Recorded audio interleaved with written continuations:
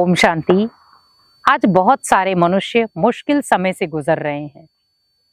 हमने बहुत सारे समय में ऐसा भी देखा है, लोगों के पास ऐसी ऐसी परिस्थितियां आई, लेकिन उन्होंने परिस्थितियों का सामना बहुत आसानी से किया। प्रॉब्लम छोटी हो या प्रॉब्लम बड़ी हो, हम उसका साइज हम खुद तय कर लेते हैं। कई बार हम कहते हैं प्रॉब्लम बहुत बड़ी है, कई बार हम कहते हैं प्रॉब्लम बहुत छोटी है, और कई बार हम कहते हैं प्रॉब्लम है ही नहीं। लेकिन हमें यहाँ पर अगर हम उन चीजों को माप रहे हैं कि प्रॉब्लम छोटी है या प्रॉब्लम बड़ी है, लेकिन आपको ये भी याद रखना है कि मेरे मन की शक्ति बड़ी है या मेरे मन की शक्ति कमजोर है। क्योंकि प्रॉब्लम छोटी बड़ी साइज जो हम करते हैं वो हमारी मन की शक्ति के ऊपर डिपेंड करता है। जैसे जैसे मेरी मन की शक्ति होगी वैसे वैसे मुझे प्रॉब्लम नजर आएगी। अगर मेरे मन की शक्ति पावरफुल है तो मुझे प्रॉब्लम छोटी नजर आएगी, और अगर मेरी मन की शक्ति कमजोर है तो छोटी परिस्थिति भी हमें बहुत बड़ी नजर आएगी। और कई बार मन इतना पावरफुल होता है, हर तरफ से खुश होता है, तो हम कहते हैं ये तो प्रॉब्लम है ही नहीं। ये तो कई बार हमने फेस की है। बहुत सारे लोग ये चीजें भी कहते हैं कि जीवन में ऐसी प्रॉब्लम तो आती जाती रहती हैं, लेकिन हमें कभी भी अपने आप को एकदम डिस्चार्ज नहीं करना है, क्योंकि आज छोटी छोटी बातों में हम मन को डिस्टर्ब कर देते हैं।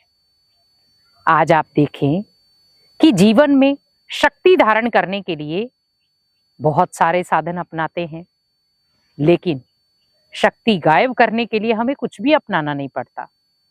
दूसरों ने हमारे प्रति क्या बोला, शक्ति गायब। दूसरे हमारे प्रति क्या सोच रहे हैं, शक्ति गायब।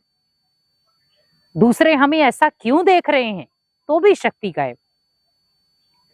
क्योंकि आज जीवन में जो भी मुश्किल समय है, वो उस मुश्किल समय में मनुष्य ये नहीं समझ पा रहा कि भगवान मुझे किन बातों का संकेत दे रहा है। आज जीवन में हर एक मनुष्य आत्मा ने कोई ना कोई मुश्किल समय तो देखा होगा, और उस मुश्किल समय से हम उभर भी आए। लेकिन हमारे जीवन में वो जो मुश्किल वक्त था उसे हम भूल नहीं पाए। वो बार बार हमें याद आता है, मेरे साथ ऐसा क्यों हुआ, भगवान ने मेरा साथ नहीं दिया, भगवान मेरा साथी क्यों नहीं बना, मैंने तो भगवान को पुकारा था ना, भगवान को मैं याद करता था, भगवान के मैं मंदिर में जाता था। आज हमने बहुत सारे ऐसे लोग देखे हैं जो भगवान से भी नाराज हो जाते। भगवान ने मेरी बात सुनी क्यों नहीं। आप ये सोचिए कि भगवान ने आपकी तो एक बार बात नहीं सुनी, हम तो भगवान की 1000 बार बातें नहीं सुनते, क्या वो कभी नाराज होता है? भगवान हमारी बात भी तभी सुनेगा जब हम उसकी सुनेंगे, क्योंकि वो इतनी बार आपको इंडिकेशन देता रहा, लेकिन आपने उसकी बात तो सुनी नहीं, क्योंकि आप दुनिया की बातों में बिजी थे। लेकिन जब आपने भगवान को सुनाया तो भगवान अपनी दुनिया में बिजी था। तो यहां पर हमें यह ध्यान रखना है कि अगर हम भगवान से भी नाराज हो रहे हैं, किन कारणों से?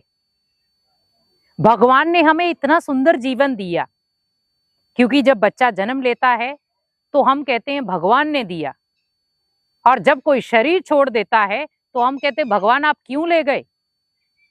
इसका मतलब वो 22 साल, 24 साल, 50 साल हमारे जीवन के साथ कनेक्ट रहा तो वो मेरा हो गया।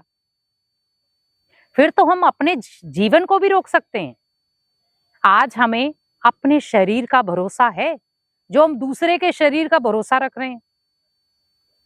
आज हम कल में जी रहे हैं, मैं कल देख लूंगा, कल कर लूंगा, कल भगवान के घर में जाऊंगा। आज हम कल के ऊपर जी रहे हैं, लेकिन देखा जाए हमें तो पल का भी भरोसा नहीं है। व्यक्ति आज सोचता है कि दुनियावी बातें करके हम खुशियां धारण कर लेंगे, दुनिया के लोगों से मिलके हम खुशियां धारण कर लेंगे, लेकिन किसे छोड़कर? भगवान को छोड़कर। आज वही कहा जाए कि आपको भगवान के मंदिर में जाना है, कम से कम भी 2 घंटे बिताने हैं। व्यक्ति कहेगा 2 घंटे, 2 घंटे तो मैं नहीं दे सकता। और वही कहा जाए कि आपको दोस्तों के साथ मिलने के लिए 5 घंटे देने हैं, तो बड़े इजीली तरीके से हम वो 5 घंटे दे देंगे। एक तरफ परिस्थिति आती है तो हम उन्हीं दोस्तों को बुलाएं जो हम सोचते हैं कि ये दोस्त मेरे हमेशा साथी हैं।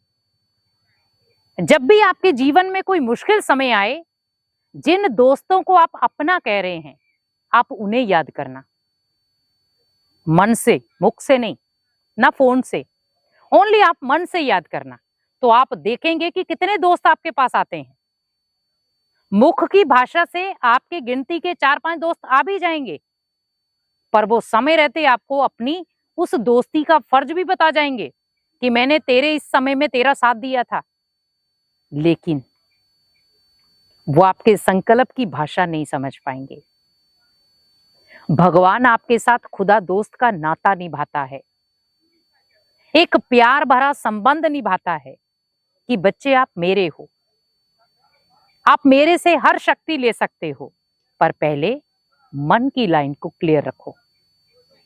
आपके मुश्किल वक्त में मैं हमेशा आपके साथ खड़ा हूं, पर पहले अपने मन को साफ रखो, अपने मन की तार मेरे से जोड़ो।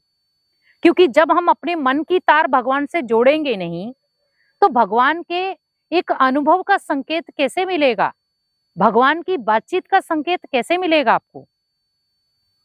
जीवन में मुश्किलातें किसके नहीं आ रही। आज आप एक छोटे बच्चे को देखें, मुश्किल तो उसको भी है।